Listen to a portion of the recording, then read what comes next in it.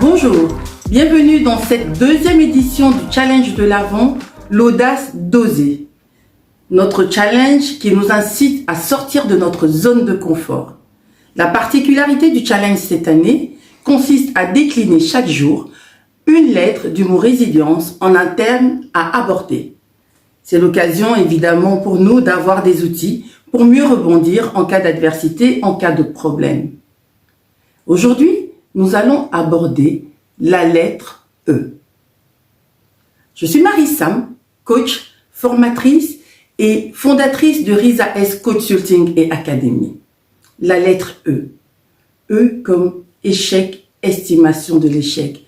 E comme excellence face à l'adversité de l'échec. Je vais commencer avec une citation. Une citation qui, personnellement, m'a beaucoup portée dans les moments où je me sentais mal, dans les moments où j'étais en situation d'échec. J'ai raté 9000 tirs dans ma carrière. J'ai perdu presque 900 matchs. 26 fois, on m'a fait confiance pour prendre le tir de la victoire. Et j'ai raté. J'ai échoué encore et encore dans ma vie. Et c'est pourquoi j'ai réussi. De l'échec à la réussite. L'échec comme étape vers la réussite. L'échec comme passage obligé pour la réussite. Évidemment, personne n'aime l'échec. Vous me direz, comment prendre le terme échec comme sujet de la journée? Je vais vous dire.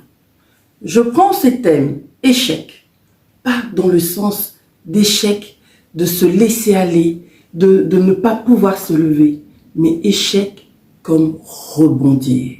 Dans le mot échec, je vois rebondir. Aujourd'hui, je vais vous inviter, non pas à lister vos échecs, mais plutôt à lister chaque fois que vous êtes tombé après un échec. C'est une journée particulière, parce que nous n'allons pas nous étendre sur le mot échec, nous allons plutôt réfléchir, approfondir les moments, écrire, noter les moments où, face à l'échec, nous nous sommes relevés. Face à l'échec, il faut rebondir, comme je disais. Face à l'échec, il faut se relever. L'échec n'est pas une finalité, bien au contraire. Ce n'est qu'un passage. L'échec n'est pas une fin en soi, bien au contraire. Ce n'est qu'un moyen d'apprendre et d'emmagasiner de nouvelles connaissances pour aller plus loin. Je vais vous partager une histoire personnelle. Je me souviens quand j'étais plus jeune, en secondaire, à la fin de mes secondaires, j'avais raté des examens et j'étais complètement anéantie. À ce moment-là, ma grand-mère m'a vue assise dans la salle à manger en train de pleurer toutes les larmes de mon corps en lui disant « Mamie, mais je suis foutue, ma vie est foutue. » Et elle m'a dit « Mais Maryse, qu'est-ce que c'est qu'une année dans une vie ?» Et je l'ai regardée, les yeux pleins de larmes, et je lui ai dit « Mais c'est tout, mais c'est tout !» Et elle m'a dit « Tu n'as rien perdu, tu n'as pas échoué, tu as appris.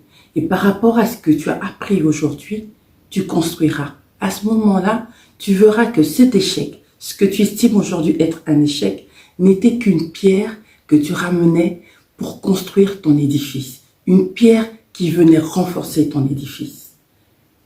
Qu'est-ce que vous faites pour renforcer vos édifices? Je vous laisse avec cette question. Je ne vais pas plus loin.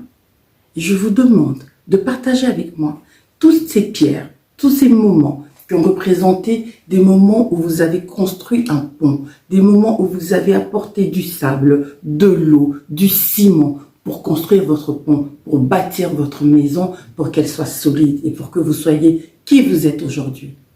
Et évidemment, la vie que nous vivons demande chaque fois que nous allons plus loin, que nous essayons d'améliorer. Et dans cette quête d'amélioration, dans cette quête de recherche de soi, dans cette quête de construction de soi. Chaque fois que vous tombez, sachez que c'est que pour mieux vous relever.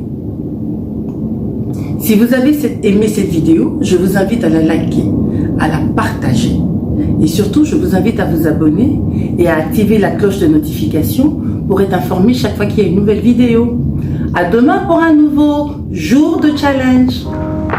À demain.